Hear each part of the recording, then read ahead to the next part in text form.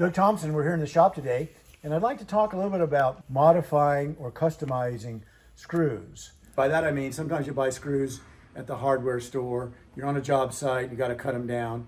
For electricians and many people, they make several different types of these kind of multi-purpose pair of pliers. This one has wire strippers.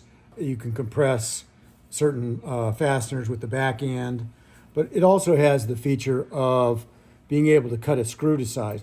So I'm going to put a 1024 screw in there as if I needed to shorten it up a little bit. So you thread it through one side, got to kind of get it aligned. And obviously you need to have a pretty soft screw. If it's a hardened screw, this isn't going to work, I don't think. So anyways, I've got to put a fair amount of pressure on this to cut it off. Okay, I did. I'm going to release it, and then as you back it out, hopefully it should retain the thread at the end. Sometimes I'll work it back and forth a little bit as it comes out, just so I can maintain the end of the screw. You still have a little bit of a ragged edge there. You might have to file it or something like that. So this is great for up to about a 1024 screw. They do have some larger ones that'll cut larger bolts.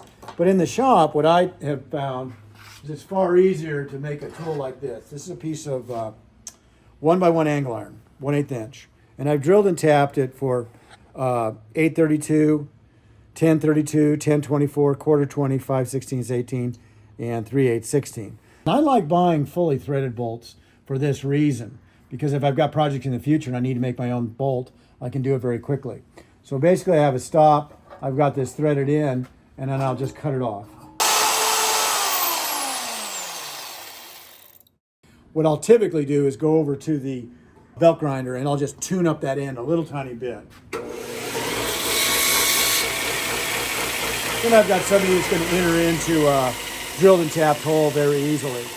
When I have to put a lot of screws into, sometimes you might have to go through a piece of tubing into another piece of tubing, and you want to find a hole. Normally what I do is I have another tool that I made up, and it's just a simple piece of flat bar with a hole in it.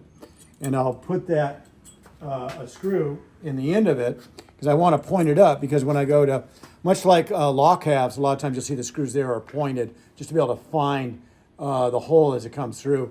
Well, sometimes if you've got a lot of holes that you need to align, this pointing it up makes a big difference. Okay. So on this side, I've got it drilled and countersunk for a flathead screw that'll sit a little bit better as you go ahead and rotate it with the tool. I'll just take the screw. This works best with a Phillips head screw or Torx screw. And I'll turn the belt sander on, spin it, and point it up.